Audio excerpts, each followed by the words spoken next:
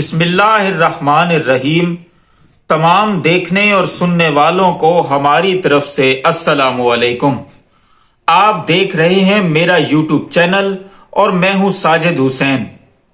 دوستو، ہم دنیا کے جھمیلوں میں اس قدر کھو گئے، ہم دنیا کی بھول بھلائیوں میں اس قدر گم ہو گئے ہیں، اپنے جھگڑوں میں اس قدر ان ہو گئے ہیں کہ ہمیں اپنے اسلاف کے کارناموں کو ہی یاد رکھنا بھول گیا۔ آج 17 رمضان ہے۔ آج کے دن کیا ہوا تھا؟ اگر ہم تاریخ کے صفحے الٹے، تاریخ کے جھروکوں میں دیکھیں تو آج ہمیں اسلام کا سب سے پہلا معرکہ جو کفار کے خلاف لڑا گیا، جنگ بدر یاد آتا ہے۔ جنگ بدر کیا تھا؟ غزوہ بدر، جو حضرت محمد صلی اللہ علیہ وآلہ وسلم کی ساتھ چند جانثاران اسلام نے، جو تاریخ بتاتی ہے کہ 313 تھے، انہوں نے یہ جنگ لڑی کفار کے خلاف۔ کفار کو اس میں شکست فاش ہوئی۔ اپنے سے کئی گنا بڑے دشمن کے مقابلے میں کچھ لوگ کھڑے ہوئے جن کے پاس نہ تو صحیح تلواریں تھیں، نہ ان کے پاس کوئی زرہیں تھیں صحیح، ایک دو زروں کے علاوہ کچھ اور نہیں تھا۔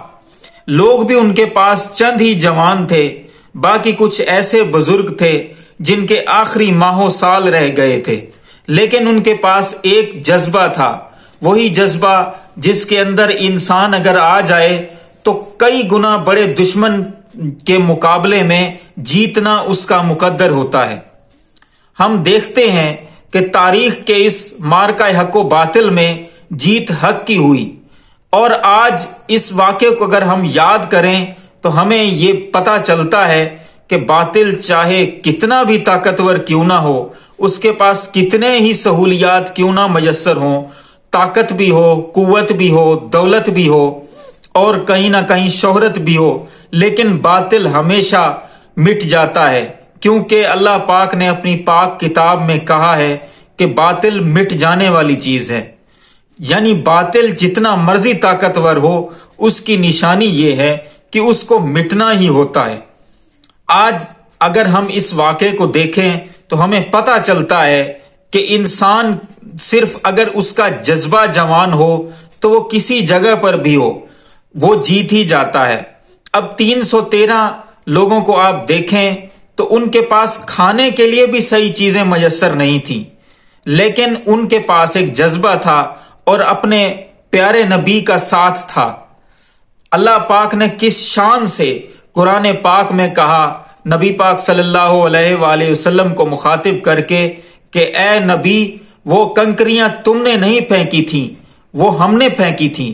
کس شان سے اللہ پاک نے اس واقعے کی طرف اشارہ کیا ہے۔ ہم آج دنیا کے اندر بہت بڑی تعداد میں مسلمان ہوتے ہوئے بھی اس قدر ٹکڑے ٹکڑے، اس قدر تنہا کیوں ہیں؟ وہ اس وجہ سے ہیں کہ ہم نے اپنے اسلاف کے کارناموں کو بھلا کر اپنی باتیں شروع کر دی ہیں۔ ٹھیک اسی طرح جس طرح یہودیوں نے جب اللہ تعالیٰ کی پے در پے نافرمانیاں کرنے کے باوجود جب اللہ تعالیٰ نے ان پر مختلف بادشاہوں، مختلف ظالم لوگوں کو ان پر مسلط کیا، تو وہ اسی بات کا شکار ہوئے۔ آپ دیکھیں کہ ہم آج مسلمان تقریباً 1-2 ارب سے زیادہ آبادی ہے مسلمانوں کی پوری دنیا میں، لیکن ہم اپنے قبلہ اول کو نہیں چھڑوا سکے۔ 1 یا 2 ارب سے زیادہ آبادی ہے پوری دنیا میں۔ ہم کشمیر کے دوستوں کے لیے، کشمیر کے بھائیوں کے لیے، برما کے مسلمانوں کے لیے کچھ نہ کر پا رہے ہیں۔ ہم اپنے ملک کی حالت دیکھیں، ہمارے ملک کے اندر ٹکڑے ٹکڑے ہو کر لوگ کام کر رہے ہیں۔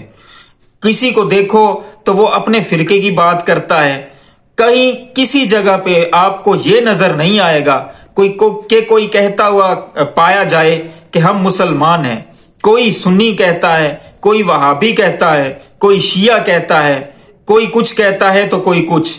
لیکن اگر ہم جنگ بدر کے ان غازیوں کو دیکھیں، ان شہیدوں کو دیکھیں، تو وہ صرف کہتے تھے کہ ہم محمد کے سپاہی ہیں صلی اللہ علیہ وآلہ وسلم۔ اس کے علاوہ ان کے منہ پر نہ کوئی وہابی تھا، نہ کوئی سنی تھا، نہ کوئی شیعہ اور نہ کوئی سید، صرف یہی کہتے تھے کہ ہم محمد کے ماننے والے ہیں اور ہمارا محافظ ہمارا پروردگار ہے۔ ایک اور بات آخر میں کرتا چلوں اس دعا کے ساتھ کہ یا اللہ ہم سب کو ان پاکیزہ لمحات میں اس پاکیزہ واقعے کی طرف ہم سب کو دوبارہ رجوع کرنے کی ہمت اور توفیق دے، تاکہ ہم سب اپنی اپنی ناکامیوں کو کامیابیوں میں بدل سکیں۔ ایک اور بات آخر میں کرنا چاہتا ہوں، ایک ڈیولپمنٹ سٹوری ہے۔ کل ایک جج صاحب نے نوٹ لکھا ایک اختلافی، اس پر بہت سارے لوگ سوال کر رہے ہیں۔ میں 2 سوال کرنا چاہتا ہوں۔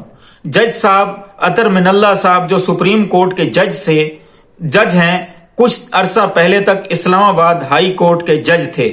انہوں نے نوٹ میں لکھا کہ سو موٹو نوٹس چاہے پہلے لیا گیا یا اب لیا جاتا ہے وہ صحیح نہیں ہے۔ میں پوچھتا ہوں جج صاحب سے کہ جج صاحب اگر سو موٹو نوٹس صحیح نہیں تھا تو آپ اس وقت اپنا اختلافی نوٹ لکھتے تو آج ملک کی یہ حالت نہ ہوتی۔ سو موٹو نوٹس اگر صحیح نہیں تھا تو پھر واپس کر دیں 3 اپریل کے اقدام کو، کیونکہ 3 اپریل کو پچھلے سال عمران خان نے اسمبلیاں توڑ کر الیکشن کا کال کر دیا تھا، تو آج بھی وہی سین ہے، آپ کر دیں۔ لیکن کیونکہ جج صاحب کسی کے ایجنڈے پر لگتے ہیں، یہ میں نہیں کہہ رہا، مختلف لوگ سوشل میڈیا پر سوال اٹھا رہے ہیں۔ دوسرا سوال جج صاحب سے میں یہ پوچھتا ہوں کہ جج صاحب آپ نے کہا کہ اس سیاسی نوعیت کے مقدمات میں عدالتوں کو حصہ نہیں لینا چاہیے۔ مؤدبانہ اور معصومانہ سوال آپ سے جج صاحب یہ ہے کہ پچھلے سال 1 سال کل ہو جائے گا، 9 اپریل کی رات کو 10 بجے کس نے عدالت کھولی تھی؟ اس وقت اسلام آباد ہائی کورٹ کا چیف جسٹس کون تھا؟ اطہر من اللہ تھا۔ آج وہی اطہر من اللہ کہہ رہا ہے کہ سیاسی مقدمات میں عدالتوں کو حصہ نہیں لینا چاہیے۔ جج صاحب اس وقت تو آپ نے حصہ لیا تھا، تو آج کیوں کر یہ بات کر رہے ہیں؟ کیونکہ آپ کے اس نوٹ سے کسی کو فائدہ ہونا ہے، اس وجہ سے شاید آپ یہ بات کر رہے ہیں۔ میں نہیں کہہ رہا، یہ سوشل میڈیا کے کئی لوگ کہہ رہے ہیں، میں تو ان کو دیکھ کر یہ سوال اٹھا رہا ہوں۔ اللہ آپ کو آسانیاں دے اور آسانیاں تقسیم کرنے کی توفیق بھی دے۔ اپنے آس پاس دوستوں، رشتہ داروں اور بھائیوں کا خیال رکھیں، ہمارے اس چینل کا بھی۔ آپ کا بہت بہت شکریہ۔